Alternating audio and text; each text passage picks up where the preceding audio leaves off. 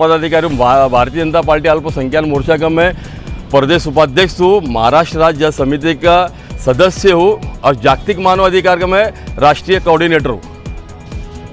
शहर में हम अपर जिलाधिकारी के पास जो आने का हमारा मकसद ये है कि मालेगांव शहर के अंदर जो हमारा ज़मीनी किला जो नारू शंकर के किले के नाम से मालेगांव शहर में जाना जाता, जहाँ पर चांसोली बाबा की मज़ार है, उसके ऊपर हरा कलर मारा गया था। तो कुछ हिंदू तंजीमों ने, कुछ संगठन ने उसके विरोध में एक आंदोलन किया। यहाँ पे एक मेमोरेंडम देने आया था। मैं वो न्यूज़ देखा कि तात्काल हिरवा कलर वहाँ से काढ़ा जाए, नहीं तो हम पूरे किले के ऊपर भगवा कलर मार देंगे। तो ये सब तफसील सुनने के बाद, न्यूज़ सुनने के बाद जब मैं वहाँ किले पर गया और न्यूज़ देखा तो न्यूज़ के अंदर खुला है कि कलर निकालने का जो दरगाह का काम शुरू था वो देखा मैं, तो पूरी दरगाह कलर निकाल दिए। लेकिन जब मैं वहाँ पर गया, मैंने खुद भी वीडियो बनाई, वहाँ पे जो एंट्री है, एंट्री के ऊपर भगवा कलर है।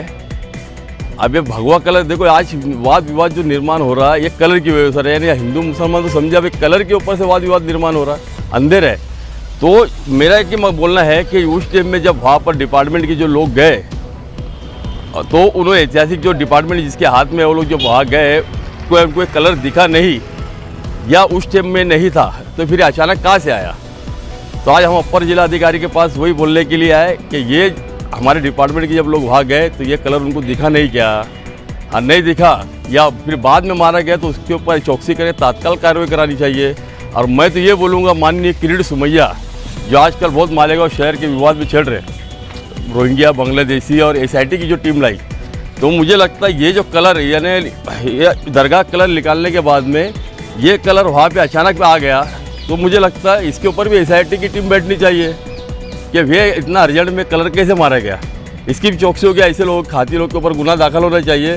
कहीं ऐसा तो नहीं कि मालेगांव शहर के अंदर लॉ एंड ऑर्डर ख़राब करना है या एक जातिवाद निर्माण करना है, उसको फसाद का मोड़ देना है या एकता और अखंडता को मालेगांव की ख़राब करना है। ऐसे खाती लोगों के ऊपर कड़ी कार्रवाई करनी चाहिए। और मैं तो बोलूँगा किरीट सोमैया साहब से कि आप इस तरफ भी ध्यान दो और इसके ऊपर भी SIT बिठा दो कि किसने किया, उसकी भी चौकसी करो, उसके ऊपर भी कार्रवाई होनी चाहिए। और ये मालेगांव शहर के लिए बहुत, यानी मैं बोलता है अफसोसनाक बात है। सब आज एक होने की बात जो कर रहे हैं मालेगांव शहर के अंदर सभी लीडर, चौकसी के ताल्लुक से लेकर रोहिंग्या के लेके बांग्लादेशियों को लेके, मैं कैसा मानता हूँ क्योंकि मैं आज हफ्ते 15 दिन से सब सुन रहा हूँ, देख रहा हूँ। लेकिन जो हमारे शहर के ऊपर आरोप लगाए, तो मैं बोलता हो रही ना, चौकसी होने दो, हमको हम क्लियर है, तो किसी के बाप से हमको डरने की कोई ज़रूरत नहीं है।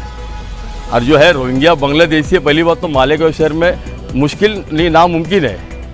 अगर होता है मामला तो डिपार्टमेंट कार्रवाई करने दो। उल्टा अगर क्लीन चिट मिलती है तो मैं समझता हूँ मालेगांव शहर को क्लीन चिट मिलने के बाद आगे NRC के लफड़े से आप बाहर हो जाएंगे। और जो बांग्लादेशी रोहिंग्या है उनको जाने वो निकाले, डिपार्टमेंट की अपनी जवाबदारी है। SIT की टीम लगी है उसके लिए, वो आए, उनकी बॉर्डर पर मिलते हैं तो उनकी बॉर्डर पर छोड़े। और जिला अधिकारी के आप आए